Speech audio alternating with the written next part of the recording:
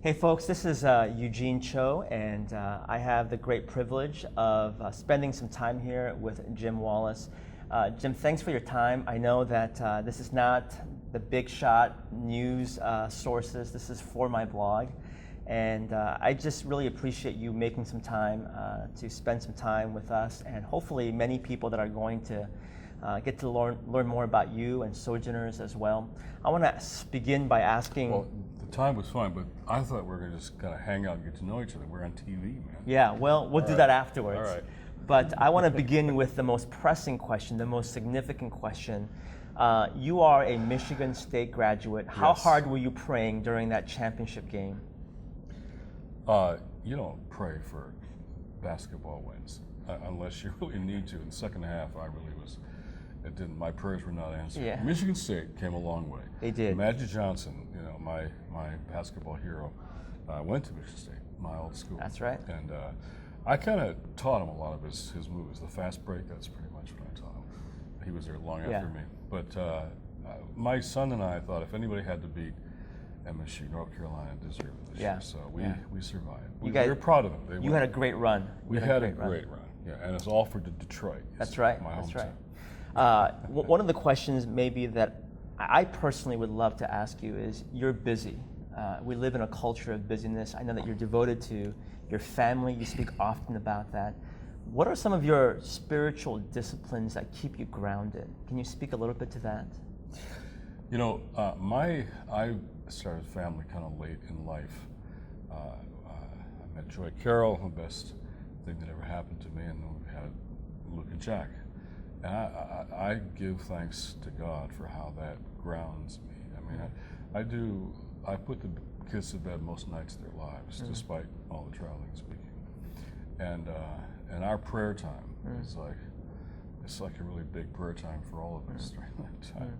And those boys keep me right on the ground most of the time, because that relationship is the most important one. And so during the last session, I was doing the lineup for my Little League game tonight, my batting order. I got through the fourth inning of my defensive configuration because I got to coach 2 games tonight after this conference. But I think my family is a real grounding thing for me, those boys especially. And then travel does give you time alone. At the end of the day, That's right. You're alone finally when whatever you're doing is done, and in the hotel room or just on the plane.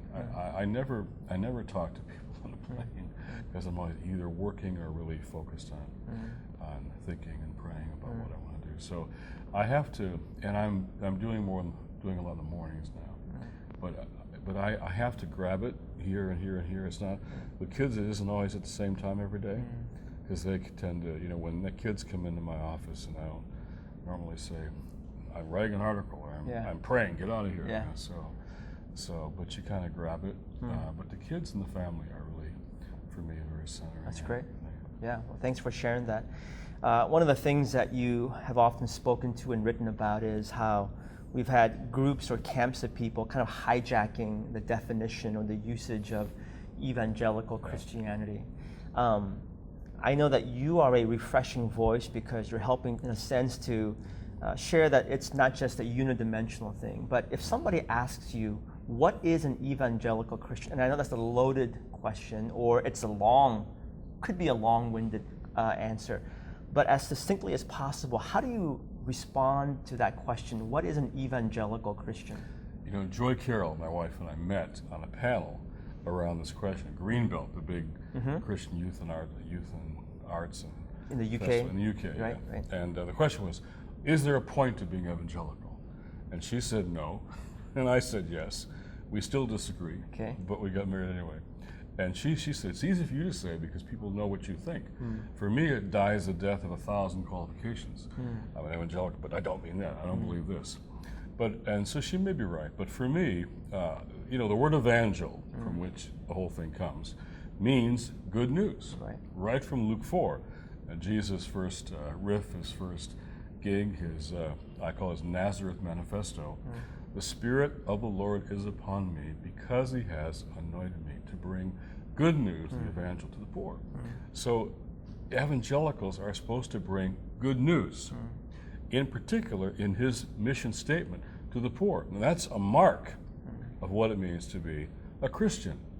If that text is taken seriously, it means any gospel that isn't good news to those who are struggling on the bottom, left out, left behind, isn't the gospel of Jesus Christ. Well, whatever else it does, it might cure your addictions and heal your life and mend your marriage, all well and good. But if it isn't good news to the poor, to the planet, to the creation, we're supposed to be good news. So that's a pretty positive, exciting, radical notion of what it means to be an evangelical.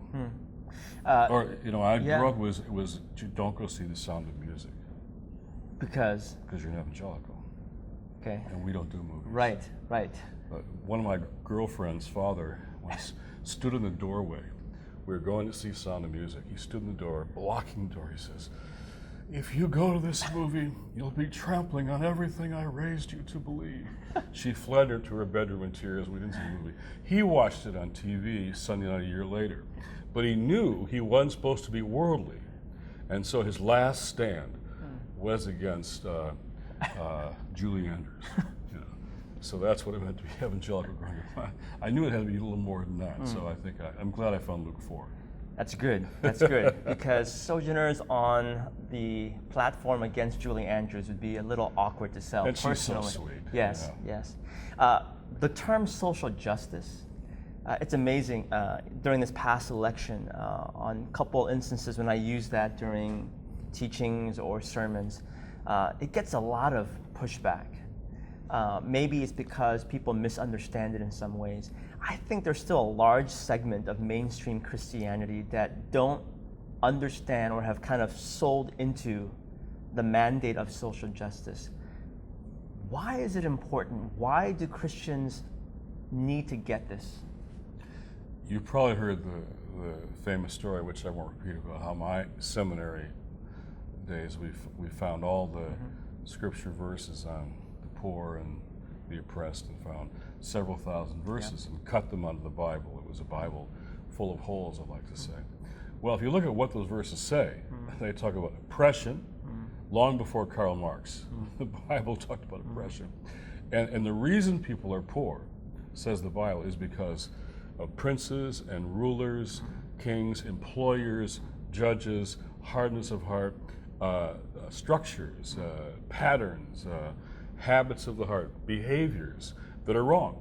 And so justice in the biblical sense is right relationship. Shalom is a wonderful Hebrew word there, as you know. It means putting things back together in the way they were supposed to be. So it means the right ordering of all these relationships. So Amos said, didn't say, let charity roll down like waters. He said, let justice roll down like water. So it's a biblical term. It's not some kind of left-wing term. It's from the scriptures. So this notion of setting straight that which has gotten crooked and distorted, it means kind of a wholeness, that something has gotten wrong and distorted. We have to bring things back to the way God intended. And that's what social justice really is. I mean, I really, as you're sharing about that, there's probably 3,000 verses or so about the poor, the oppressed, and so forth. It reminds me of the verse, I think in Psalm 31:8, about God's invitation for us to be a voice for the voiceless, the destitute. And in many ways, I think the church, we have not been that voice in many ways. As we speak about the church, kind of a twofold question. What discourages you the most, and what encourages you the most? You're traveling all around the world, speaking about these matters that are not peripheral, but matter to the scriptures, matter to God. What discourages you the most? What encourages you? These days I'm mostly encouraged. Okay, great. There probably were times when one felt like a bit like a voice in the wilderness, and when the most important thing to a lot of churches was gay marriage amendments, when 30,000 kids were dying every day of hunger and disease. But now I think there's a tremendous, I think it feels like a revival to me, particularly a new generation of believers. There's a big shift which is generational and multicultural. A new generation wants its voice to be heard, its faith to be real, and their lives to make a difference in the world. Right. Because I love the old revivalists where Finney called people to Christ and then right away signed them up on the spot for the anti-slavery campaign. You come to faith and then you sign up for God's purposes in the world. I see that now among a new generation. Trafficking is a Christian agenda. Poverty, HIV/AIDS, malaria, and the other shift is multicultural. Now Christians of color are having their voices heard. They've been there all along, but have been ignored by and large by the white church. Now you've got a younger and more multicultural generation literally changing the agenda, who won't be satisfied with there's only 2 issues now on the agenda. I was with Sam Rodriguez and his whole Hispanic Evangelical Association. Immigration reform is a justice issue. There's pro-life as they can be, Right. but immigration reform is now a life issue too. So I am actually pretty encouraged these days by what seems to be bubbling up all over the country. I get discouraged when people act like faith doesn't matter in the world. It's just about me and the Lord, what happens there. Well, the Lord hears the cry of the poor, as we sang yesterday at the Capitol. And 86 senators heard from people of faith yesterday, and 225 members of the Congress heard from people of faith. The Lord hears the cry of the poor. And we sang that, and then we took that message to them, and they paid attention. Yeah, it's amazing. Maybe to kind of wrap it up a little bit, I think for a long time I felt alone in many ways. And it's not to make it sound like maybe I was going through my Elijah complex, where I thought maybe I was the only person that thought a certain way, that thought about certain issues. And I suspect that even in our world of information and technology and the internet, there might be Christians out there, particularly young people, that maybe are living in that tension or struggling in some way. What would be a word of encouragement that you would say to someone that feels alone or feels like it's such an uphill battle to integrate their faith, their devotion to Jesus, and their devotion to the heart of God? Probably the most encouraging comment I ever get, at least it means the most to me, is when someone said, I felt like that. I felt alone. I thought I was the only one who thought these things. And then I read your book, God's Politics. Or then I turned on Jon Stewart one day, and there you were sitting there. I came to a conference, and I don't feel alone anymore. I feel like I'm a part of something that isn't just me. When I was 14 years old, I was told by a church elder, Christianity has nothing to do with racism. That's political. Our faith is personal. I think that's the night that I left in my head, in my heart, and a couple of years I was gone, just gone. And I came back to faith later, which is a different story. But the words I have to go around that experience now, I didn't have then, would be God is personal, but never private. That's right. Never private. And so I made a vow when I came back to faith that the main thing I wanted to help change was that when young people like me had their hearts stirred towards social justice, they wouldn't have to leave the church to follow their hearts. The church would welcome them and embrace them and saying, thank you, change us. I think that's happening now. Of all the difference that we've helped to be a part of, that change, that young people who have a heart for justice are now welcome in many places now in churches, where I got kicked out over that at 414. That's a change that I'm most encouraged by.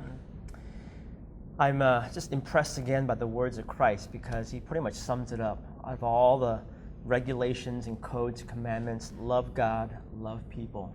And in order for us to do that, as you shared so eloquently, justice matters. It matters to God, and it matters for us to live it out every single day. Jim, thanks so much for spending some time with us, and appreciate again your work, your advocacy, your leadership, and your ministry. Thank you. Well, I'm paying attention to you. I read your stuff, and I hear what you're doing, and I like what I hear. That's why I want to hang out. You put me on TV Yeah. here. Well, thank you very much. You're a great partner. I love what you're doing. Well, thank you. Thanks for the encouragement.